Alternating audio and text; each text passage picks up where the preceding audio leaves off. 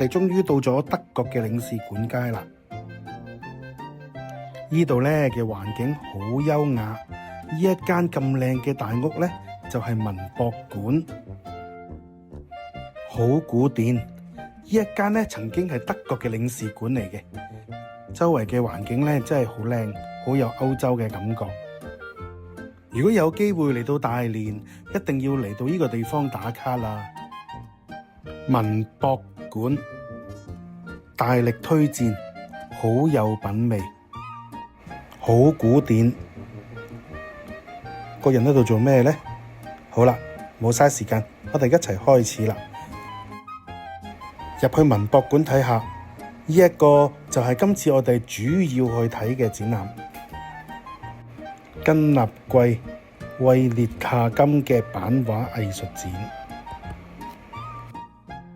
出邊嘅環境咧真係好優雅，可以喺呢度飲咖啡啦、傾偈啦。哇，好大個 banner！ 呢個咖啡車真係好可愛啊！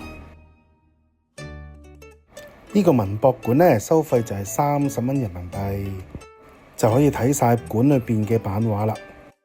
但係如果你喺上邊咖啡廳消費嘅話咧，咁就唔使錢喎，好超值噶。有得免費睇展覽，事不宜遲啦，入去啦！哇，入邊館嘅氣氛一樣咁優雅。呢度頂樓4樓咧就係咖啡廳，又唔算太貴嘅。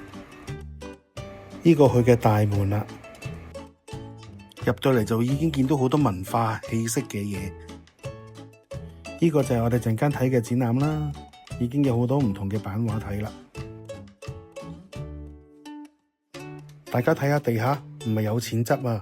望下啲磚，呢啲磚咧都係以前德國領事館留翻嚟嘅，聽講話冇變過㗎。呢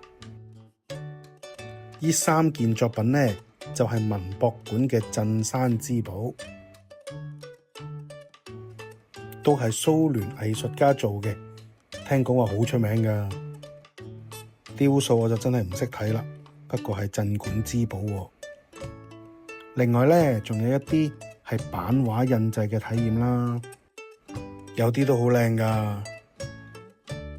之後我哋繼續參觀，放心，唔係參觀一個廁所。喺牆上面咧都掛咗好多唔同嘅掛畫。呢個 lift 咧就係直上4樓嘅咖啡廳啦。直接咧可以上去4樓嘅咖啡館飲咖啡，上面嘅風景都好靚噶，陣間帶大家睇下先。跟住咧，呢條木樓梯咧，聽講都係當年德國領事館留翻低嘅，唔知我上去會唔會冧咧？館裏邊咧就有好多書票嘅珍藏，如果逐張睇咧，一日都未必睇得晒。一個好朋友收藏家志陽。志陽哥哥，打個招呼啊！係，打個招呼啦 Hello， 大家好啊！好怕醜啊佢。呢間房咧，仲有好多唔同嘅書票珍藏品，大家真係要帶定放大鏡，逐張慢慢望清楚啦。真係一間好精彩嘅古蹟啊！文博館，係時候飲杯咖啡啦，望住咁靚嘅風景，呢個晏晝真係冇白過。